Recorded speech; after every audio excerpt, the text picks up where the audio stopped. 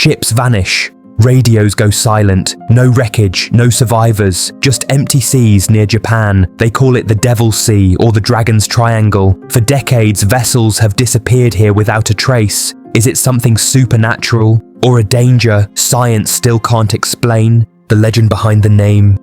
The Japanese have been side-eyeing these waters for like 1,000 years.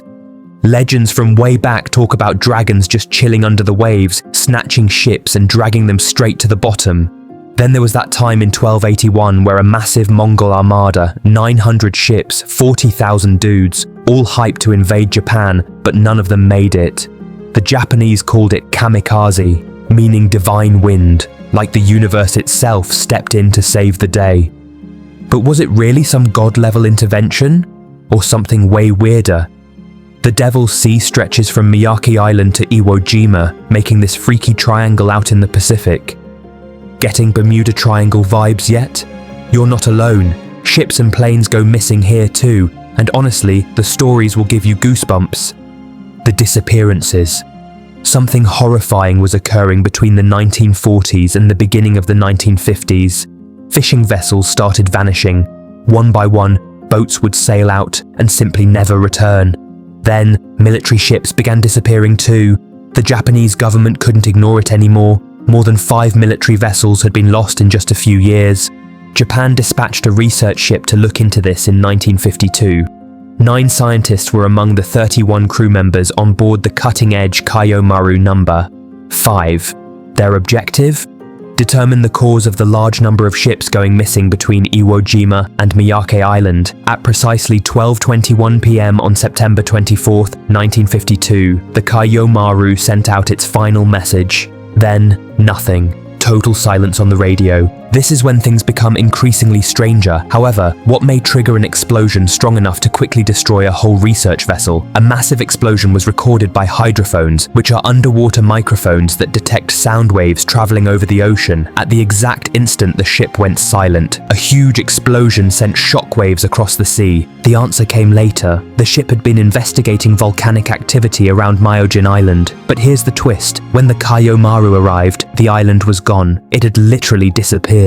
Days before, the island had been blown to pieces by the volcano's eruption. The crew was unaware that they were going straight over the crater of the volcano. Volcanic rockets and the underwater explosion's sheer might destroyed the ship when it exploded once more. No survivors, no wreckage large enough to salvage, just 31 people erased from existence. How many other vessels met the same fate, sailing over underwater volcanoes they never knew existed? The science behind the disappearances. The Pacific Ring of Fire, which is basically the most active volcanic and seismic region on Earth, is where the Devil's Sea is situated. The ocean floor seems to be infected with chickenpox because of the many underwater volcanoes that are erupting everywhere. Islands can appear out of nowhere at times, and then poof, they're gone. You'll miss it if you blink. Land appears one day and disappears the next. Ships using outdated charts would be unaware that they were using antiquated maps. Volcanoes get all the hype, but honestly, they're just the opening act. The real freak hiding down there is methane hydrates. Picture this.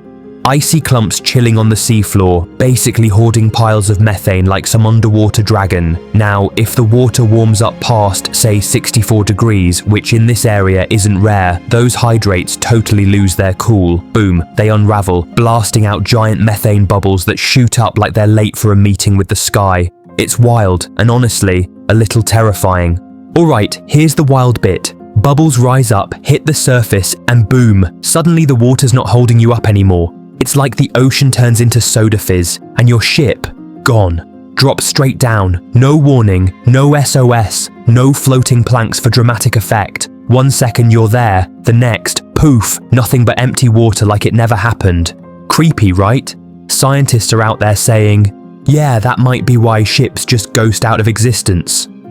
Why the mystery persists? You'd think with all this scientific evidence, the mystery would be solved, right? But here's the problem. You're not going to find the Devil's Sea chilling fixed on any official map. Where is it exactly? Some experts point here, others are like, nah, it's way over there. Basically, good luck pinning it down. So, tracking ships vanishing is a nightmare. Forget about finding any real patterns. And those ocean currents? We're talking about water highways that'll toss debris halfway across the planet. A A ship goes down, and by the time anyone shows up, there's nothing left but empty waves. Oh, and don't even get us started on how deep that chunk of the Pacific gets. We're talking thousands of feet, pitch black, pressure that'll crush you like a soda can. It's like the ocean's got its own secrets and it's not sharing. No wonder people love swapping ghost stories about this place. The Japanese government eventually declared the area a danger zone, but fishing vessels still sail through it. Commercial ships still navigate these waters. And every so often, something goes missing, reigniting old legends and fears. Modern mysteries. Here's what's really terrifying about the Devil's Sea in 2025. We have GPS, we have satellite tracking, we have weather radar that can predict storms days in advance, we have communication systems that can reach anywhere on the planet in seconds, and yet vessels still go silent in these waters. Today, every commercial vessel has multiple backup systems. They have emergency beacons that activate automatically when hitting water. They have real-time monitoring from shore-based operations. So why do modern ships still report strange malfunctions when passing through this region? Fishing crews who work the edges of the Devil's Sea tell stories that never make the news. Compasses spinning wildly despite GPS showing them on course. Electronics failing for no apparent reason, then mysteriously working again once they leave the area. One captain reported his entire navigation system resetting itself 3 times in 20 minutes, something that should be impossible with modern redundant systems. But here's the part that keeps maritime experts up at night. The ocean floor in the Devil's Sea is largely unmapped. We have better maps of Mars than we do of this section of the Pacific. In certain places, the depth drops to more than 16,000 feet. The majority of the seabed is still undiscovered since underwater surveys are costly and risky.